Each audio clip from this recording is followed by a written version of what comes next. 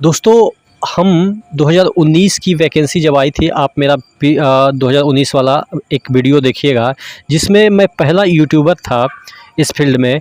आपको बताया था कि एक ही बंदे 5-5 सीवीटी 2 देंगे उस समय, 2019 की मैं बात कर रहा हूँ। कोई मुझ पे विश्वास नहीं किया था, चूँकि उस समय भी मैं छोटा यूट्यूबर था, आज भी मैं छोटा ही यूट्यूबर हूँ। चूँकि क्या होता है ना कि जिसके सब्सक्राइबर कम होते हैं, उसकी बात पे लोग कम ही भरोसा करते हैं, लेकिन ऐसा कुछ भी नहीं है। उस समय भी मैं बोला था, और इस समय जो मैं एक चीज़ आज बताने वाला हूँ, वो भी मुझे नहीं लग रहा है कि किसी ने बताया होगा, और ये 100% होगा। और फिर बाद में बड़े चैनल इसको फॉलो करेंगे, वो अलग बात है। हाइड करना होगा। इसका मतलब ये हुआ कि आप इस बार देख सकते हैं कि ओबीसी का भी हो सकता है कि कट ऑफ ऊपर चला जाए जनरल से। मैं ऐसा नहीं बोल रहा हूँ कि 100% चला जाएगा, लेकिन जिस तरह के नियम इस बार इसमें लिखा गया है, उसके अकॉर्डिंग तो यही कह सकते हैं कि कुछ भी पॉसिबल है। क्या है, तमाम चीज़ों के बारे में हम डिटेल में डिस्कस करेंगे। पीसी की तैयारी कर रहे हैं तो आपके पास ये कुछ बुक जो है वो मस्ट होनी चाहिए। रेलवे 27,000 प्लस आपके फैक्ट सात संग्रह सामान्य अध्ययन के, उसके बाद मैथमेटिक्स के शॉर्ट पेपर 10,000 प्लस, ये सभी किरण पब्लिकेशन के जो बुक हैं। आपके रेलवे रीजनिंग के 8700 प्लस आपके ऑब्जेक्टिव क्वेश्चन जो कि टीसीएस पैटर्न पे है। उसी तरीके से रेलवे सामान्य ज्ञान की, या आप कह सकते हैं सामान्य विज्ञान की जो है वो short paper 3790 objective question TCS pattern पे है। उसके बाद एनटीपीसी सीबीटी 1 के आपके 2021 के सॉल्व पेपर है। 101 से 60 सेट आप लगा सकते हैं यहाँ पे एनटीपीसी सीबीटी 1 के। 61 से 129 सेट्स जो है वो टीसीएस पीवाईक्यू पे है। तो आप यहाँ पे इसको लगा के आप अपनी तैयारी को बूस्ट कर सकते हैं। चलिए, तो मैं बात कर रहा था कि ये वाला जो चीज़ें मैं डिस्कस करने वाला हूँ, वो है आप ही के नोटिफिकेशन जो आया है उसी से मैं डिस्कस करूँगा। कुछ भी अपना एक्स्ट्रा दिमाग नहीं लगाऊंगा, जो एग्जैक्ट पॉइंट है वही इलेबरेट करूँगा। देखिएगा, यहाँ पे जो चीज़ें दे रखी है, एक बोल्ड लेटर में जो चीज़ें दे रखी है वो ये है कि candidate who are shortlisted for second stage CBT availing the reservation benefit of centralized employment notice CEN 05/2024 page 21 of 78 OBC NCL SC ST EWS PWBD and EX servicemen shall continue be considered only against OBC NCL SC ST EWS PWBD and for all subsequent stage of recruitment।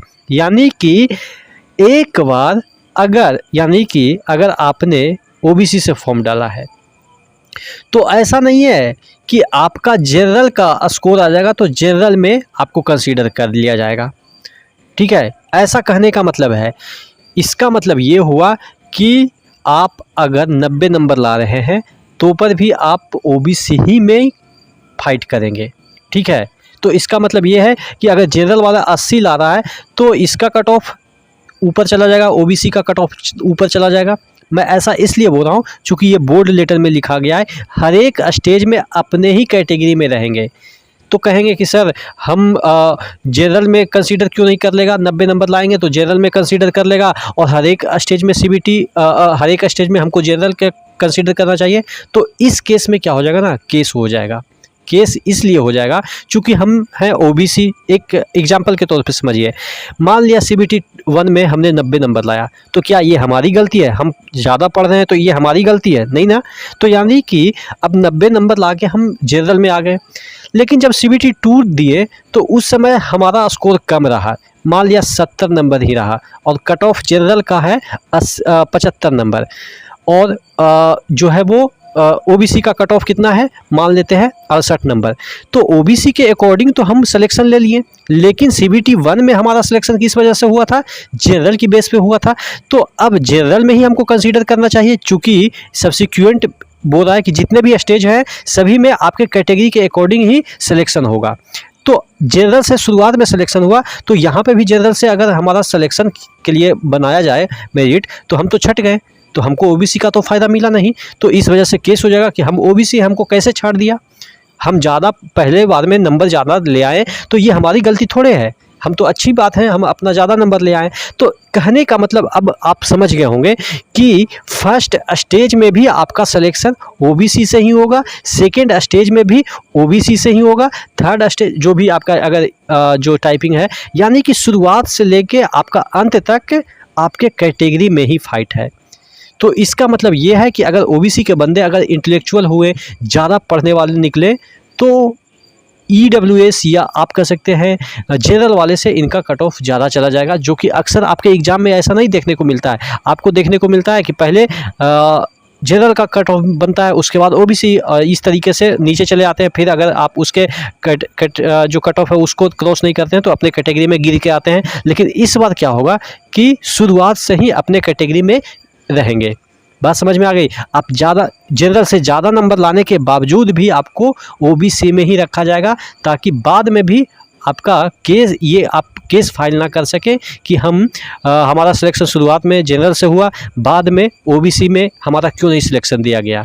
ठीक है, कम number लाए तो हमारा क्यों selection नहीं दिया गया, हम कैटेगरी से क्यों नहीं बेनिफिट ले सकते हैं। तो ये सबसे बड़ी चीज़ है, आप इसको हल्के में ले सकते हैं। चूँकि मेरा चैनल उतना बड़ा नहीं है, उतने व्यूज़ नहीं आते हैं, तो इस पे विश्वास नहीं होगा। लेकिन जब ये चीज़ें अप्लाई होगा इन फ्यूचर, तब जाके आपको मेरी बातें याद आएगी, जैसा कि 2019 में हुआ था।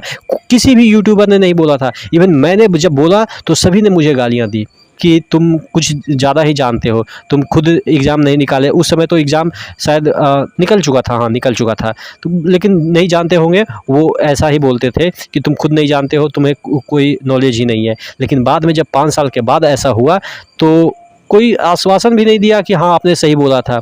हाँ, चूँकि देखिए गलत चीज़ें ज़्यादा प्रसारित होती है, सच्ची चीज़ें दब जाती है, जोरों की आवाज़ में दब जाती है। चलिए कोई बात नहीं, ये गिला शिकवा ऐसा करने की कोई ज़रूरत नहीं है। लेकिन फिर भी मैं जो बोल रहा हूँ आप गांठ बांध के मानिए कि ऐसा ही होगा। और क्या क्या चीज़ें हो सकती है, इसके लिए चैनल को सब्सक्राइब कर लीजिए, ताकि एक एक पॉइंट को, जितने भी चीज़ें पेचीदा मामले हैं, सभी को आसानी से मैं आपको समझा सकूं। ठीक है, तो नेक्स्ट वीडियो में मिलते हैं, तब तक के लिए धन्यवाद। और अगर आपको लगता है कि इस टॉपिक पे वीडियो चाहिए, कोई भी टॉपिक हो, आप ज़रूर कमेंट कीजिए।